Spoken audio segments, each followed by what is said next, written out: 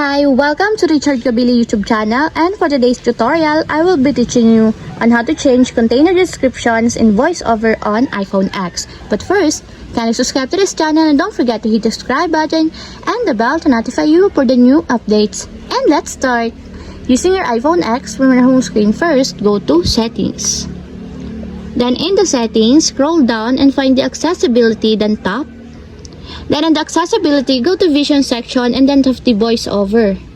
Then after that, in the VoiceOver, scroll down again and then tap the Verbosity. Then in this part, in the Verbosity section, scroll down again and then find the Container Descriptions and then tap.